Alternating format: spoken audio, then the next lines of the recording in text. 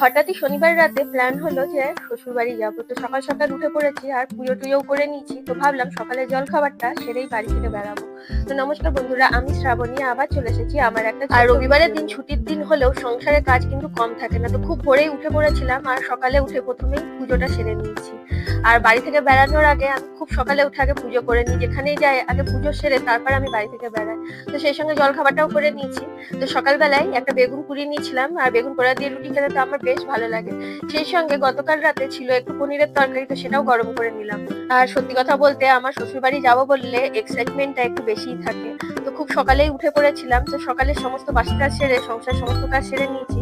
আর দুদিনের জন্যই যাচ্ছি, খুব একটা বেশি হাতে সময় নেই।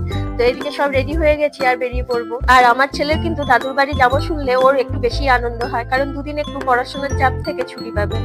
আর এখন যেহেতু উঁচু ক্লাসে উঠেছে, পড়ার চাপটাও ওর প্রচন্ড বেড়ে গেছে। তাই মাঝে সাঝে এইরকম ছুটি পেলে আমি শ্বশুর বাড়িতে বেশিরভাগ যাওয়ার চেষ্টা করি। আর কারণ সেখানে শ্বশুর মশাইও একা থাকেন, আর ও শ্বশুর মশাই তো বারবার বলে কবে আসছিস কবে আসছিস। আর আমার শ্বশুর বাড়ি যেতে সত্যি কথা বলতে খুবই ভালো লাগে।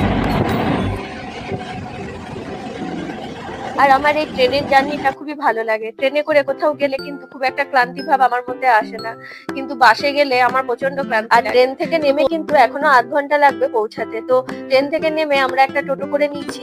আর এই গ্রামের রাস্তা দিয়ে যেতে এত ভালো লাগে কি বলবো। আর গ্রামে যখন পৌঁছায় সবাই জানেন তো বলে বৌমা এসেছো, এই কথাটা শুনতে আমার বেশ ভালো লাগে। আর এদিকে শ্বশুর মশাই বারবার ফোন করছে আমরা কোথায় আছি। তো শ্বশুর বাড়ি আমি পৌঁছেও গেছি। তো শ্বশুর বাড়িতে যখন পৌঁছায় না, এই উঠোনটা দেখলে আমার এত ভালো লাগে। এই খোলামেলা জায়গা কিন্তু সত্যি কথা বলতে শহরে এখন। আর এদিকে বাড়িতে পৌঁছে দেখি শ্বশুর মশাইয়ের হাত কেটে গেছে। তো সিলিন্ডারটা শেষ হয়ে গেছিল, তো নতুন সিলিন্ডার লাগাতে গিয়ে হাতটা কেটে ফেলেছে।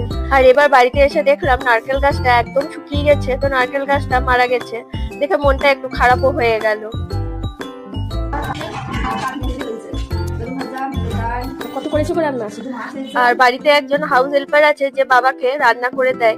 তো সে যা যা রান্না করেছে সেগুলো বলছে। তো আমি তাকে বললাম তুমি কত রান্না করেছো। তো দুপুরবেলায় সবাইকে খেতে দিয়ে দিলাম। আর সত্যি কথা বলতে শ্বশুর বাড়িতে এলে মনটা যেন আরো বেশি ভালো হয়ে যায়। জানি না কার কার এরকম শ্বশুর বাড়িতে এলে মন ভালো হয়ে যায়, আমার তো মন খুবই ভালো হয়ে যায়। খুব ছোটবেলায় যখন আমার ছেলে এখানে আসতো, তো এখানে এসে ওকে আমি আর খুঁজে পেতাম না। তো দাদু এখানে অনেকগুলোই আছে, তো দাদুদের কোলে চড়ে ও গ্রামে গ্রামে ঘুরে বেড়াতো। আর আমি ওকে খাওয়ানোর সময় ছাড়া বাদ বাকি সময় ওকে আমি কোনো সময়তেই পেতাম না।